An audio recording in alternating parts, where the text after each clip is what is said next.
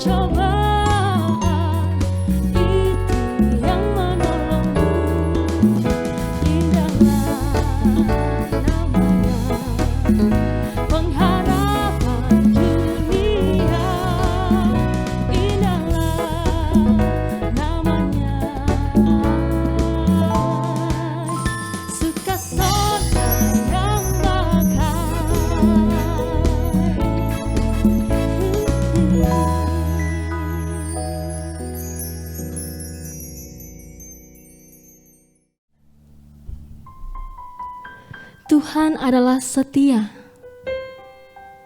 Bagaimana dengan kita? Apakah kita hidup sebagai pribadi yang setia? Atau masihkah dosa yang memerintah kita? Mari kita memakai waktu ini untuk terbuka di hadapan Tuhan yang mengenal hati kita.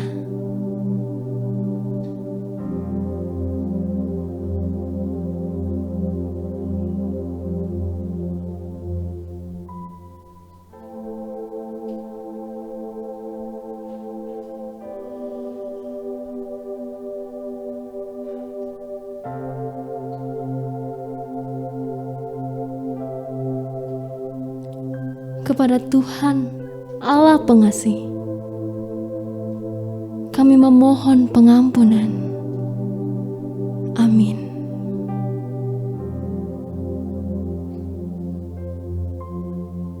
Saudara, berita anugerah pengampunan dosa hari ini diambil dari Yesaya 40 ayat 31. Tetapi orang-orang yang menanti-nantikan Tuhan mendapat kekuatan baru. Mereka seumpama Raja Wali yang naik terbang dengan kekuatan sayapnya. Mereka berlari dan tidak menjadi lesu. Mereka berjalan dan tidak menjadi lelah. Demikianlah berita anugerah dari Tuhan.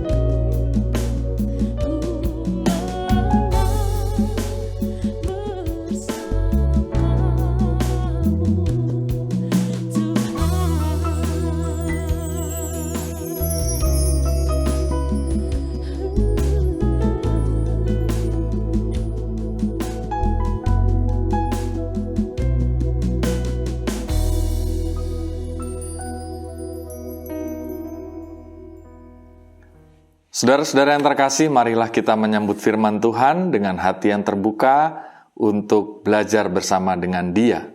Kita bersatu dalam doa. Tuhan, kami sungguh bersyukur minggu ini kami dapat beribadah kembali dalam ibadah online. Dan kami mau bersatu hati untuk belajar firman Tuhan. Penuhilah hati kami, pikiran kami dengan hikmat Tuhan, sehingga kami dapat memahami firman-Mu bagi kami, dan menjadi pelaku firman yang setia. Bersabdalah ya Allah, kami siap untuk menjadi pelaku dan pendengar yang setia, dan mampukan kami untuk menjadi pelaku firman yang menyenangkan hati Tuhan setiap hari. Dalam Kristus Tuhan kami berdoa dan mengucap syukur. Amin. Injil Markus pasal 13 ayat 1 sampai dengan 8. Injil Markus pasal 13 ayat 1 sampai dengan 8. Ketika Yesus keluar dari bait Allah, seorang muridnya berkata kepadanya, "Guru, lihatlah betapa kokohnya batu-batu itu dan betapa megahnya gedung-gedung itu." Lalu Yesus berkata kepadanya, "Kau lihat gedung-gedung yang hebat ini? Tidak satu batu pun akan dibiarkan terletak di atas batu yang lain. Semuanya akan runtuh." Ketika Yesus duduk di atas bukit Zaitun berhadapan dengan bait Allah, Petrus, Yakobus, Yohanes dan Andreas bertanya sendirian kepadanya, "Katakanlah kepada kami, bila manakah itu akan terjadi, dan apakah tandanya kalau semuanya itu akan sampai kepada kesudahannya?" Maka mulailah Yesus berkata kepada mereka, Waspadalah supaya jangan ada orang yang menyesatkan kamu. Akan datang banyak orang dengan memakai namaku dan berkata, "Akulah dia," dan mereka akan menyesatkan banyak orang. Dan apabila kamu mendengar deru perang atau kabar-kabar tentang perang, janganlah kamu gelisah. Semua itu harus terjadi, tetapi belum kesudahannya. Sebab bangsa akan bangkit melawan bangsa, dan kerajaan melawan kerajaan. Akan terjadi gempa bumi di berbagai tempat, dan akan ada kelaparan. Semua itu barulah permulaan penderitaan menjelang zaman baru. Demikianlah Injil Yesus Kristus. Berbahagialah setiap orang yang mendengar firman Tuhan, menyimpan dalam hati, dan melakukannya setiap hari. Haleluya. Saudara-saudara, dari buku lawas yang ditulis oleh Anthony de Mello, SJ, Burung Berkicau, ada cerita yang sangat menarik. Cerita ini berjudul Rahib atau Biarawan dan Wanita. Dikisahkan ada 2 orang rahib dalam perjalanan pulang kembali ke biara. Mereka bertemu dengan seorang wanita yang parasnya sangat cantik. Parasnya ini glowing tanpa pakai make up, kata anak zaman sekarang. Ya. Mereka berada di tepi sungai dan hendak menyeberang sungai. 2 rahib dan wanita ini menjadi bingung, sebab airnya terlalu tinggi, arusnya sangat deras. Tidak mungkin bagi sang wanita jika menyeberang sendirian. Oleh karena itulah, salah seorang rahib kemudian berinisiatif untuk kemudian menggendong wanita tersebut sampai di seberang. Melihat hal itu, rahib yang satunya lagi sungguh-sungguh merasa tidak nyaman dalam perjalanan yang mereka lanjutkan bersama. Selama 2 jam penuh ia mencaci maki, menceramai temannya ini. Karena berani melanggar peraturan suci untuk tidak menyentuh lawan jenis. Ia berkata pada temannya ini, "Apakah kamu lupa bahwa kamu adalah seorang rahib? Bagaimana kamu berani menyentuh seorang wanita, bahkan menggendongnya menyeberang sungai? Lalu apa kata orang nanti? Apakah kamu sadar kamu sedang merendahkan martabat agamamu?" Rahib yang satunya lagi yang menolong wanita tadi dengan sabar mendengar khotbah yang tak habis-habisnya itu. Akhirnya ia menyela, "Kawanku, 2 jam sudah aku meninggalkan wanita tadi di pinggir sungai karena rasa kemanusiaan. Mengapa engkau membawa dan menggendongnya sekarang karena alasan keagamaan? Apakah agama menyingkirkan rasa kemanusiaan kita?" Nah, saudara, cerita yang menarik, dan kita melihat bahwa agama seringkali dipandang begitu legalis menyingkirkan kemanusiaan. Tata aturan agama dibuat supaya kita bisa merasakan rasa kemanusiaan, saling menghormati, menghargai, saling menolong, menyelamatkan sesama kita. Tetapi seringkali justru digunakan dengan cara yang keliru, mempersalahkan orang, menghukum, mengabaikan orang lain demi memenuhi hukum-hukum agama itu sendiri. Dalam cerita tadi kita tersentuh dengan rahib baik hati yang melakukan sesuatu karena nilai luhur. Karena ia mengimani bahwa ajaran agama yang sedang ditekuninya diperuntukkan untuk kemanusiaan. Sedangkan rahib yang satunya lagi justru terkungkung dalam ajaran-ajaran itu dan mengabaikan rasa kemanusiaan. Menjadi pemikiran bagi kita, mana lebih baik? Orang yang tidak beragama secara sempurna, tetapi perilakunya baik, perilakunya sesuai konteks kebutuhan sesamanya, atau orang yang taat beragama secara sempurna, tetapi dingin hatinya, abai perilakunya, tak peduli apapun yang terjadi bagi sesamanya. Dari 2 pilihan ini, tentu kita cukup yakin bahwa pilihan yang pertama adalah yang lebih baik. Tak mengapalah bahwa secara keagamaan tidak sempurna, tetapi justru bermanfaat dan tujuannya justru tersampaikan bagi umat ciptaan Tuhan yang lain. Nah, saudara yang terkasih, sebenarnya perdebatan atau pemikiran tentang agama dan bagaimana kita beragama itu muncul dalam bacaan kita tadi dalam perikop Markus 13 ayat 1-8. Pada saat itu para murid bertanya kepada Yesus atau berkata kepada Yesus, "Guru, lihatlah betapa kokohnya batu-batu itu dan betapa megahnya gedung-gedung itu." Batu dan megahnya gedung ini sebenarnya mengacu pada bait Allah yang mereka temukan dalam perjalanan itu. Bait Allah yang dimaksud ini adalah suatu gedung yang dirancang dan dibangun oleh Herodes Agung untuk membuat kagum para penguasa saat itu. Bangunan ini berdiri kokoh di sebuah puncak bukit yang dikenal sebagai Gunung Moria, tempat peribadahan orang-orang pada saat itu. Dan bangunan ini sungguh-sungguh mencengangkan karena di sekelilingnya terbuat dari batu pualam yang ukurannya sangat fantastis. Dinding-dindingnya dari batu pualam ini, menurut ahli sejarah Romawi Yahudi bernama Yosefus, dicatat bahwa batu-batu tersebut berukuran panjangnya 12 meter, tingginya 3,5 meter, dan lebarnya hampir 5,5 meter. Sehingga bobot-bobot batu ini diperkirakan dapat mencapai angka 420 ton hingga 600 ton. Jadi tak heran bila para murid pada saat itu begitu terkesima, begitu terkagum akan penampilan dari bangunan ini. Bangunan bait suci di Gunung Moria ini suatu simbol agama yang membuat mereka tercengang. Tetapi bagaimana respon Yesus? Yesus seolah mengingatkan mereka agar mereka tidak terpancang pada simbol-simbol keagamaan yang nampak pada mata mereka. Yesus mengajar mereka agar tidak menjadi seorang yang mabuk agama, tetapi beragama dengan akal sehat dan dengan hati nurani. Sehingga Yesus kemudian menjawab, "Kau lihat gedung-gedung yang hebat ini.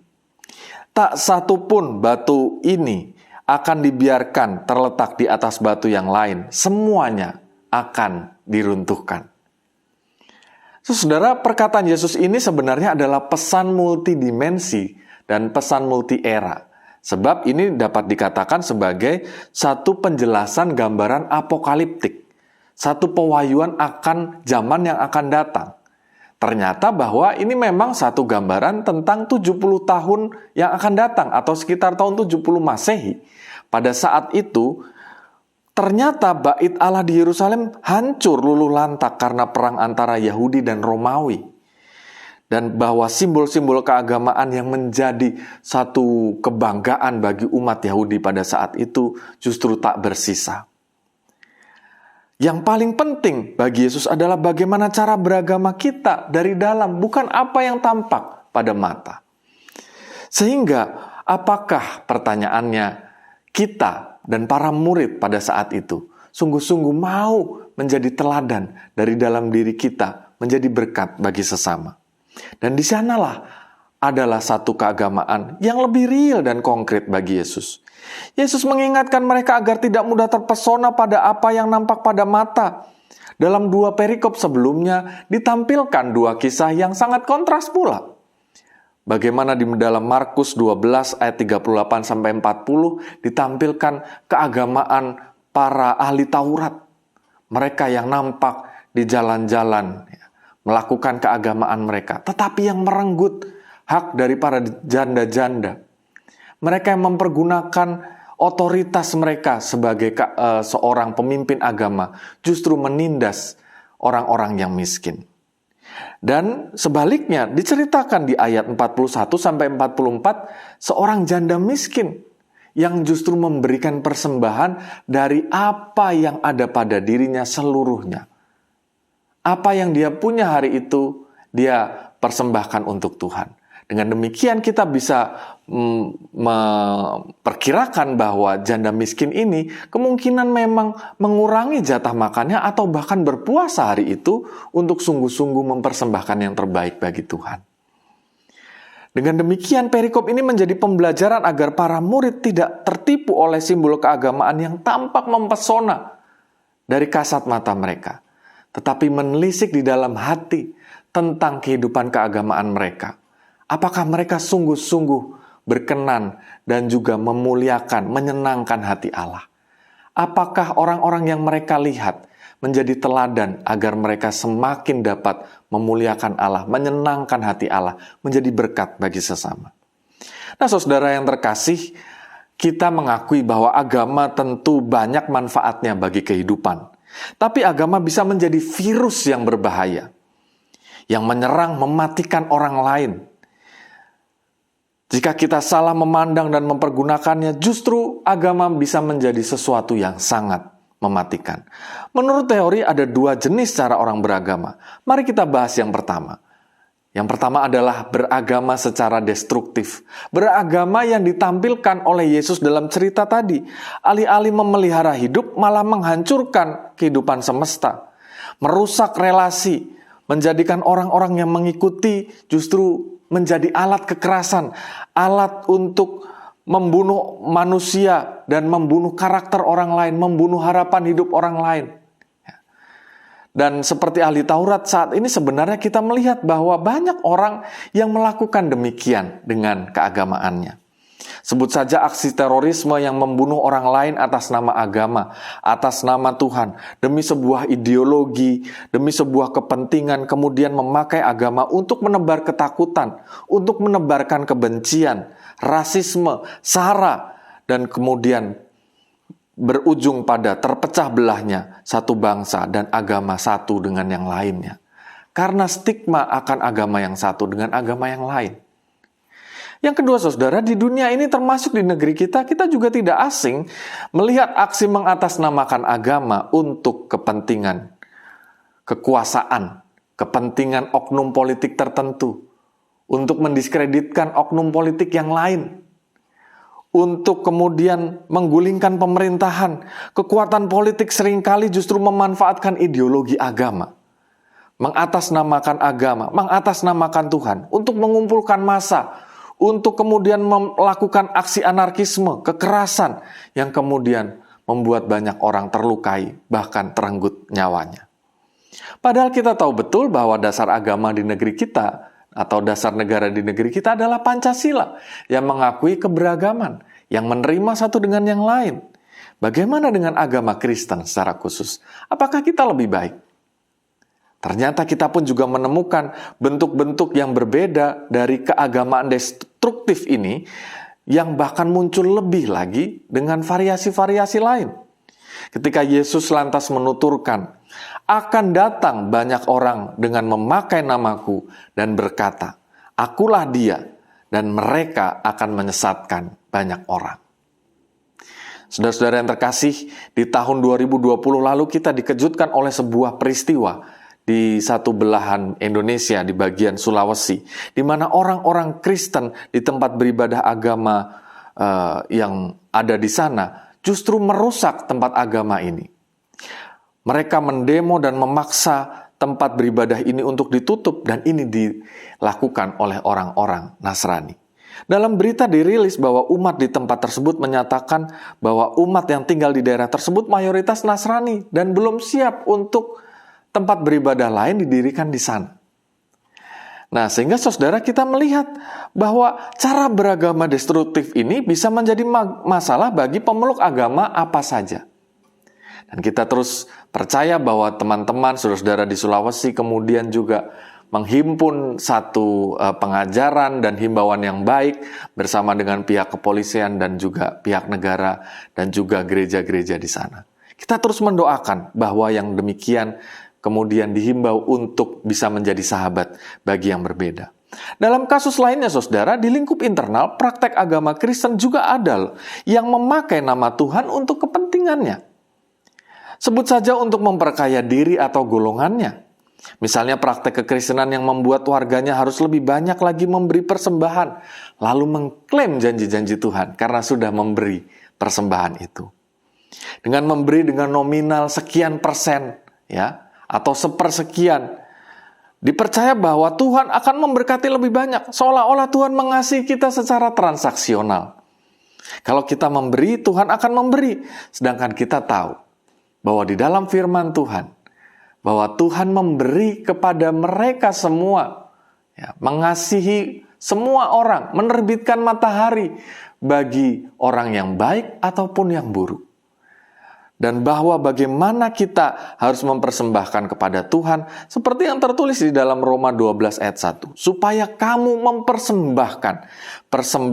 mempersembahkan tubuhmu sebagai persembahan yang hidup, yang kudus, dan yang berkenan kepada Allah. Itu adalah ibadahmu yang sejati. Nah, saudara, kata tubuh sebagai ibadah yang sejati, mempersembahkan tubuh kita dalam kebudayaan Yahudi merupakan simbol seluruh hidup kita. Artinya, kalau kita mempersembahkan kepada Allah, persembahkanlah seluruh hidup kita. Waktu kita, tenaga kita, seluruh yang kita punya untuk kemuliaan Tuhan. Sehingga ketika kita mengelola dana kita, kita persembahkan untuk Tuhan melalui keluarga kita, melalui masyarakat kita, melalui orang-orang yang membutuhkan di sekitar kita, melalui orang-orang yang bekerja bersama kita, melalui gereja kita, melalui semua yang kita temukan. Kita percaya bahwa Tuhan memberikan kita satu hal, dipercaya untuk menjadi persembahan kembali bagi Dia melalui sesama kita.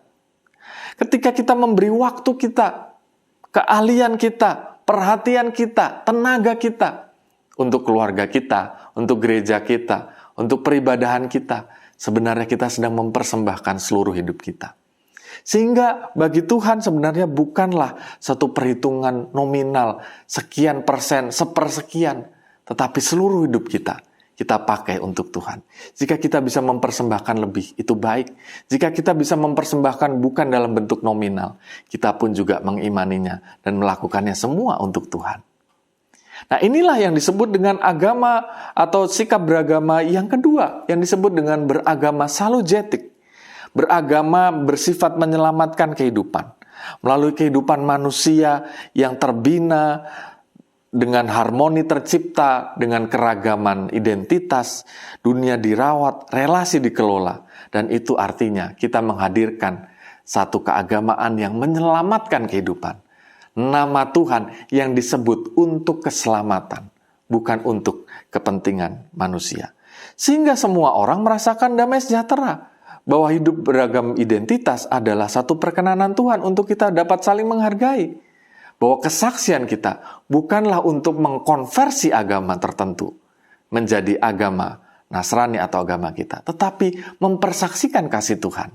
Dan mereka sendiri yang merasa diberkati, mereka akan menerima Kristus dengan hati yang terbuka, bukan dengan satu penyebutan nama Tuhan dan agama tertentu untuk kepentingan-kepentingan yang lainnya.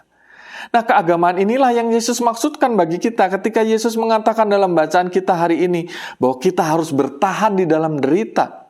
Di ayat 10 dan ke-11, kita harus mau memberitakan Injil kepada semua bangsa, bahkan ketika dalam penderitaan.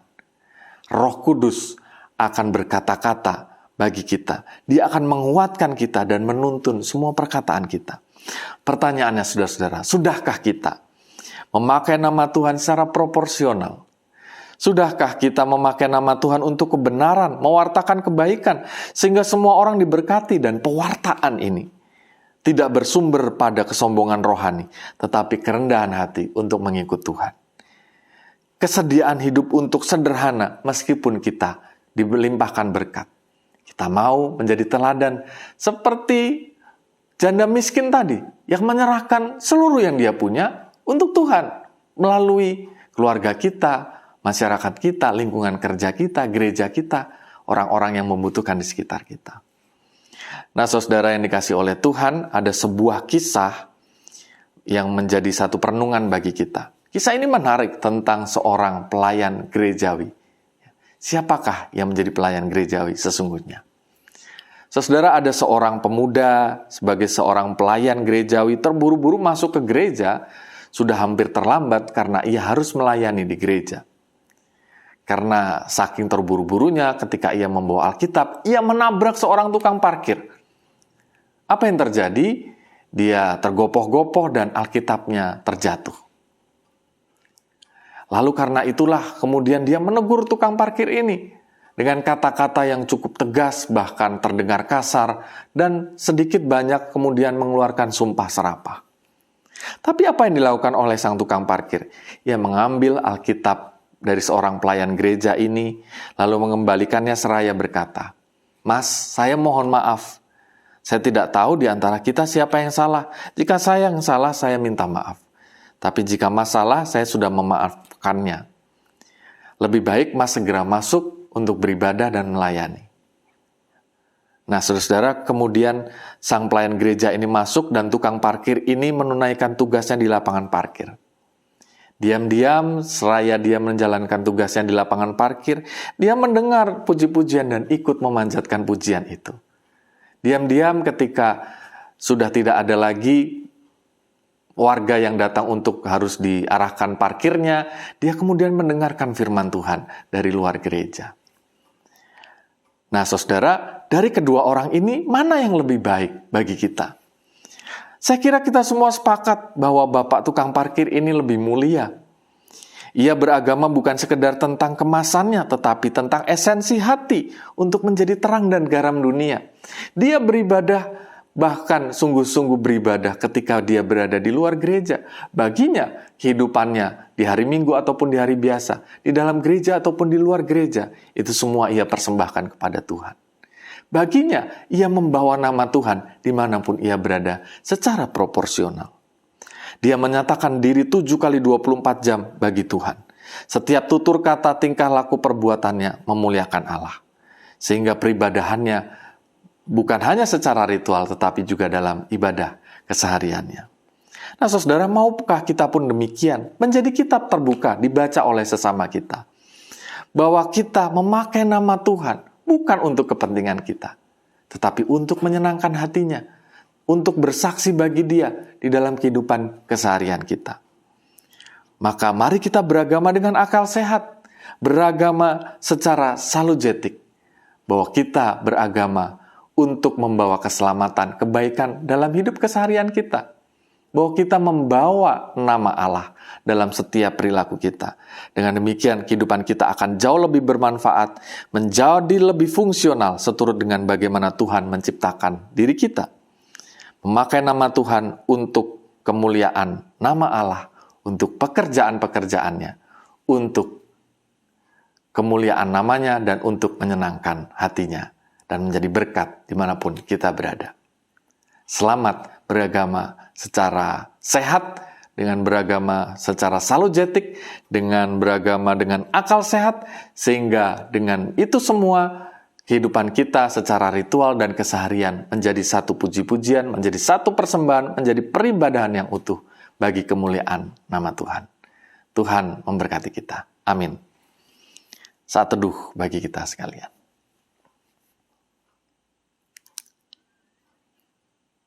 Saudaraku, mari kita bersatu di dalam doa. Tuhan Yesus, kami sungguh bersyukur untuk firman-Mu hari ini. Kami belajar untuk dapat mencermati bagaimana cara beribadah kami. Dan ternyata bagaimana cara beribadah di dunia, ada yang beribadah secara destruktif. Dan kami tidak ingin beribadah yang demikian, justru memakai segala kepentingan kami. Bahkan menjalankan ritual-ritual yang semu yang kami lakukan, tetapi perilaku kami menjadi batu sandungan. Berkatilah kami supaya kami beribadah, beragama, justru menjadi kitab yang terbuka bagi sesama kami. Sehingga Kristus dapat terpancar melalui setiap cara hidup kami, setiap tutur kata kami. Berkatilah ya Tuhan supaya kami semakin dapat memahami bahwa kami diharapkan untuk beragama dari dalam diri kami, dari dalam hati kami, dan tidak menampilkan apa yang kelihatan secara kasat mata, tetapi baik peribadahan ritual maupun peribadahan sehari-hari, semua memuliakan nama Allah dan menjadi berkat bagi sesama. Tuhan, pada saat ini kami berdoa untuk kehidupan di sekitar kami yang masih bergumul dengan situasi pandemi. Kami berdoa supaya berangsur-angsur situasi pandemi semakin membaik di Indonesia. Kami dapat berita yang sangat baik bahwa pengendalian pandemi semakin dapat ditangani oleh pemerintah. Berkatilah seluruh jajaran pemerintah, Bapak Presiden, Wakil, hingga para pejabat ataupun wakil-wakil masyarakat, wakil-wakil rakyat dari pemerintah pusat sampai daerah. Biarlah mereka menghasilkan kebijakan dan juga eksekusi program yang baik, sehingga pemulihan bagi masyarakat Indonesia dalam situasi pandemi dapat dilakukan dengan lebih baik dari waktu ke waktu. Berdoa ya Tuhan untuk kehidupan gerejamu, sehingga dapat melayankan dengan lebih baik. Dalam situasi pandemi ini, berikan hikmat kebijaksanaan sehingga bagi masyarakat, bagi warga jemaat yang membutuhkan program-program gerejamu dan pelayanan gerejamu dapat sungguh-sungguh menjadi satu sukacita dan juga berkat yang nyata bagi banyak orang. Kami berdoa bagi keluarga kami, bagi kehidupan kami pribadi lepas pribadi, dalam tantangan kami di situasi pandemi ini. Berkati kami dalam pekerjaan, berikan kami kemudahan dan juga rejeki. Dalam situasi yang sulit, pulihkanlah keluarga-keluarga dan juga pribadi-pribadi yang begitu bergumul dalam situasi pandemi ini. Dan dalam rahmat-Mu biarlah segala pekerjaan dan juga segala berkat-berkat dapat tercurah bagi kehidupan keluarga dan pribadi-pribadi yang mengupayakan di situasi pandemi.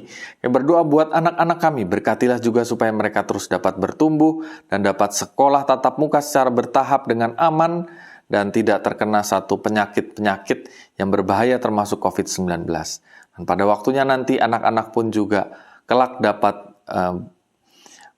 bersekolah minggu dengan sukacita dan aman. Kami berdoa supaya pelayanan gerejamu dapat terus dikembangkan. Inilah ya Tuhan doa dan sembah kami kepadamu. Kami serahkan seluruh doa ini di dalam pimpinan tangan-Mu. Biarlah Engkau sempurnakan di dalam kehendak-Mu yang terjadi di dalam kehidupan kami, bukan kehendak kami manusia. Hanya di dalam nama Tuhan kami Yesus Kristus kami berdoa dan mengucap syukur. Amin. Jemaat yang terkasih, mari kita memperbarui iman percaya kita dengan menyanyikan pujian dari Kidung Jemaat 280, Aku Percaya.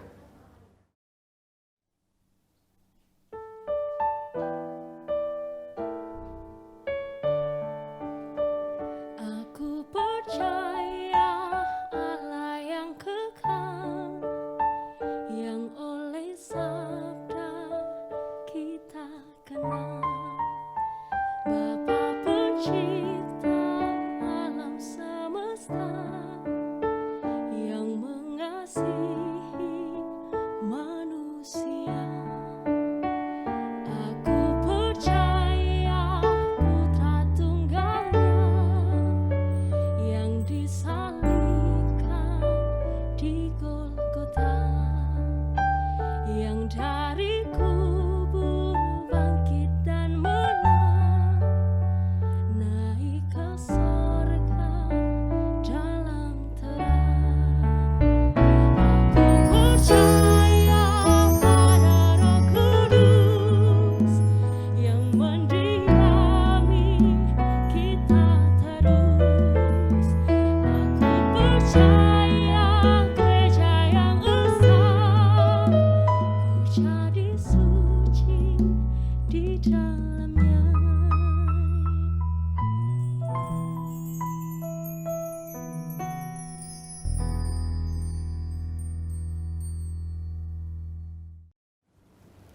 Bapak, Ibu, Saudara yang terkasih, saat ini kita diberikan kesempatan untuk memberikan persembahan. Persembahan kali ini dilandasin oleh Nats Kolose pasal 4 ayat 2. Bertekunlah dalam doa dan dalam pada itu berjaga-jagalah sambil mengucap syukur. Mari Bapak, Ibu, Saudara, kita memberikan persembahan yang terbaik untuk kemuliaannya. Tuhan memberkati.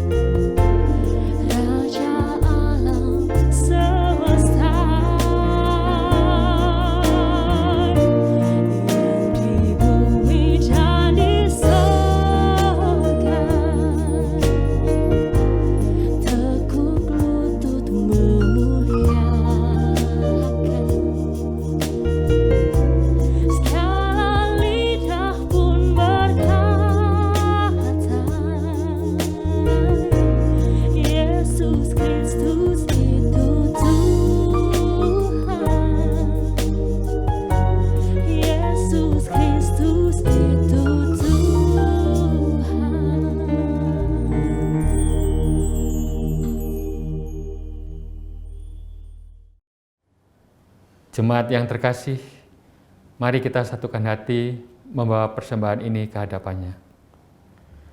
Segala puji dan syukur kami naikkan kepadamu, ya Allah Bapa di surga. Terima kasih atas segala berkat dan kasih-Mu yang telah Engkau nyatakan bagi kami. Kami percaya semua berkat yang kami peroleh ini adalah karena kemurahan dan kasih Tuhan dalam kehidupan kami. Pada saat ini kami telah mempersembahkan syukur kami yang kami miliki yang datangnya dari-Mu Bapa. Kuduskan dan terimalah persembahan ini. Kiranya persembahan ini boleh menjadi persembahan yang harum bagi kemuliaan-Nya. Berkatilah jemaat yang telah mempersembahkan dengan penuh syukur ini. Berkatilah majelis jemaat yang mengelola persembahan ini dengan penuh hikmat dari-Mu Bapa. Ajar kami untuk terus mengucap syukur dalam segala hal. Inilah Bapa doa persembahan kami. Di dalam nama Tuhan Yesus Kristus, kami telah berdoa dan mengucap syukur. Amin.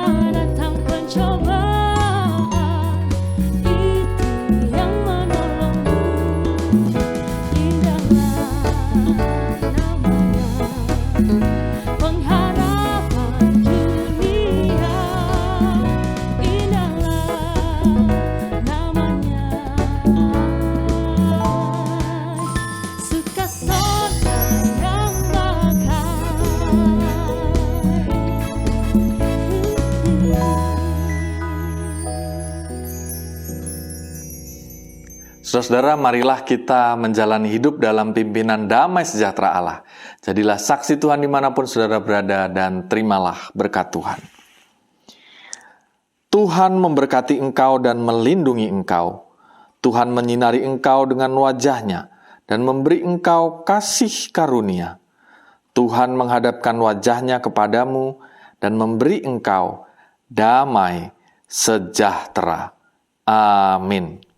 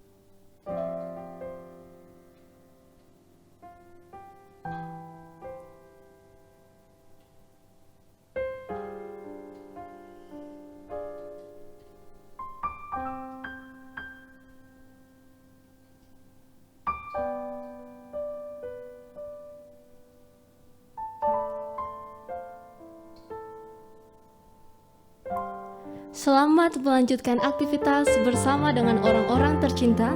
Tuhan Yesus memberkati.